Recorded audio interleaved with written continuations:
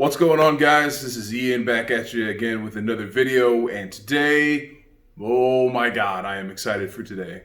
So, as a lot of you guys might know, I have been playing agile guitars for a number of years now. I absolutely love the Explorer style body shape, and I just think it's so powerful and such a strong guitar. It's very stoic, I guess, if you can make a guitar like that.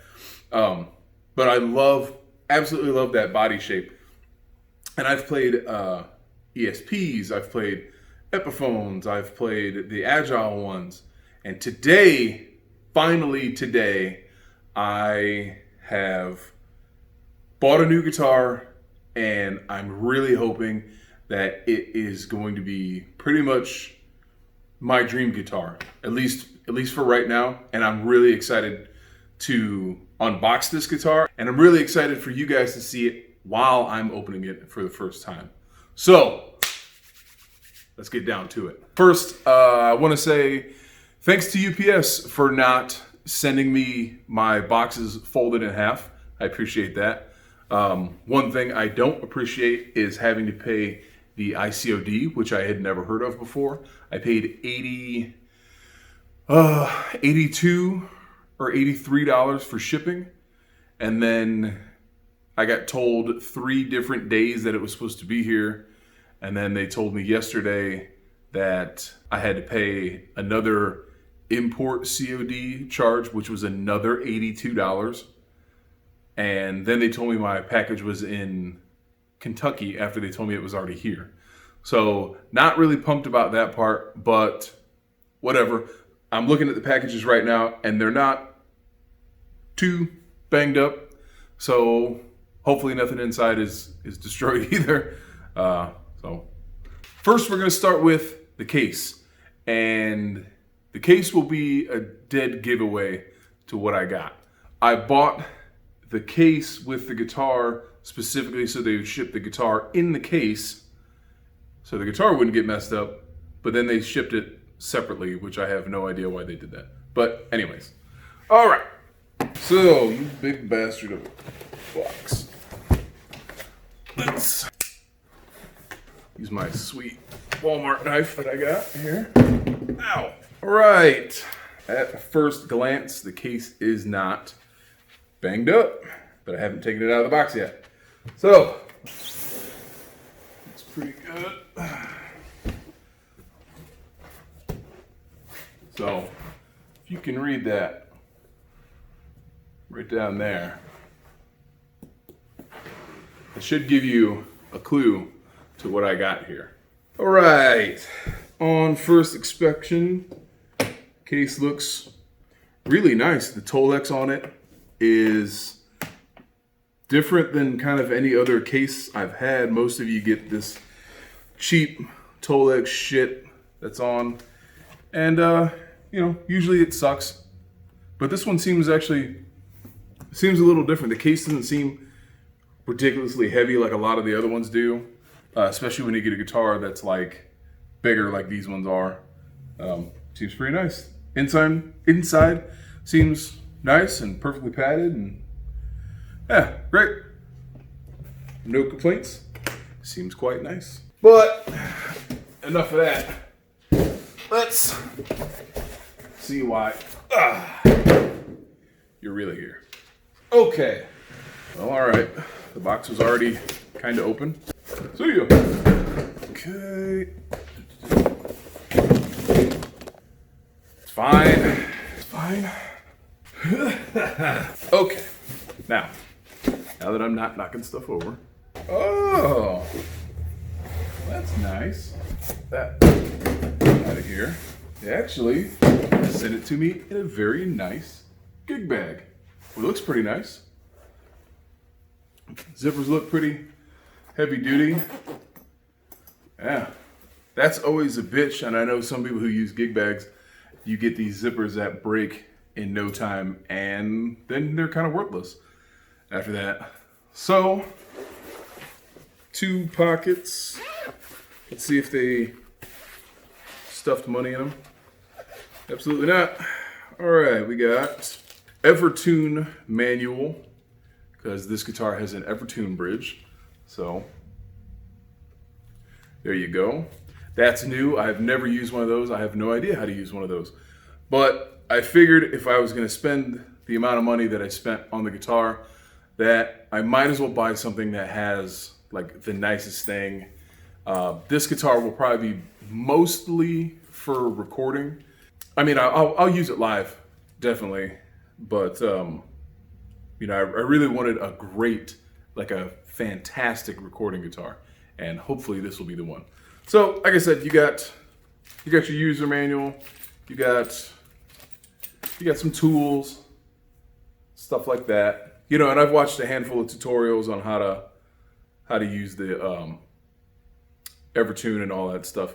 I still have no idea since I've never done it, but I have all the stuff here. So that's in the one pocket. Let's check the other pocket. Nothing in that one. All right, here goes. Now, I'm not the praying type, and if you are, that's fine. So if you're that type, before I open this, let's just hope that the guitar isn't snapped in half or damaged or anything that's gonna give me a real sad one. So let's hope here. Okay. It's got some Velcro piece around the neck in the actual gig bag itself, which is actually kind of cool because that it gives you that extra bit of support there.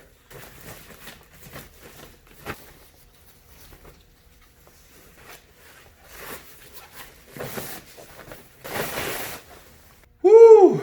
Man, wow, this is beautiful. All right.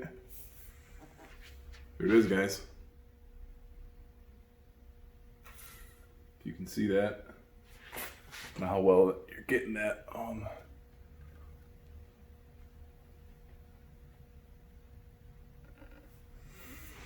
So, there it is. This is the Solar Type E7 FBB, I think is what it's called. E17 FBB, if I remember, right? This is a 7-string Explorer type with an Evertune bridge here. One volume, one tone, push-pull pot, which is going to be awesome for clean sounds, I'm sure. And let's give it a whirl. A little out of tune, but so far, it plays amazing. The only thing that's throwing me off like a little bit is I don't know what you know about the Evertune bridges is that they're set up in stages. So there's like there are zones, I guess, and one of the zones is you have it set, and then no matter what you play, no matter what notes you play or bend, the pitch will not change. So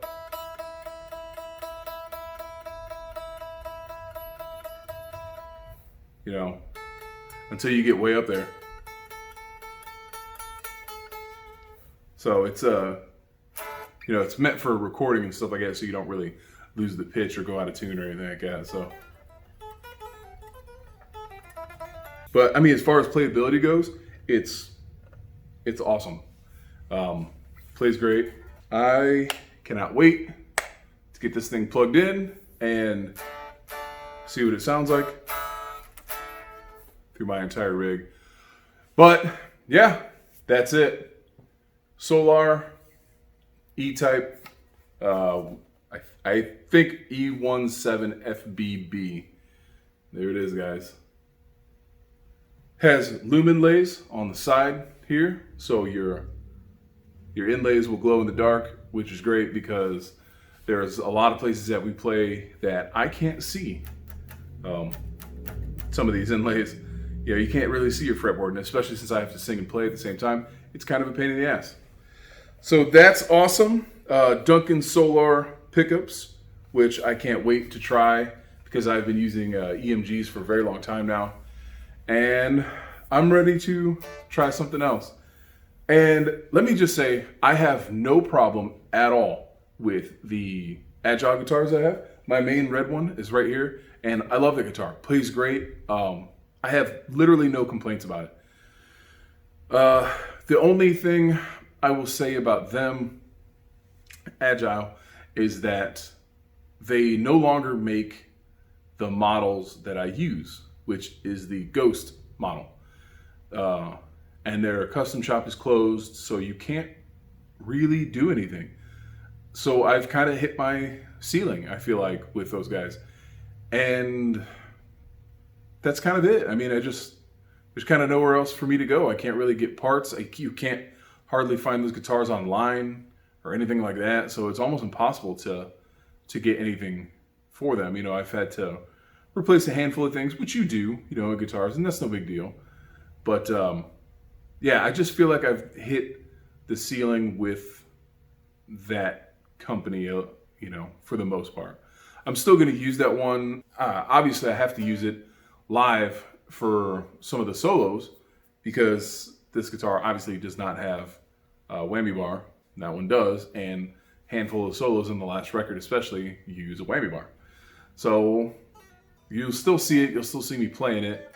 But, you know, this is the one I hopefully will be using with all of my new, especially recording endeavors, and we'll see what happens after that. Once this lockdown's over and we can get back out to playing shows and touring and stuff like that, we'll see what happens. But yeah, guys, there it is. So thanks a lot for watching, and I'll see you in the next video, and have a good weekend, guys.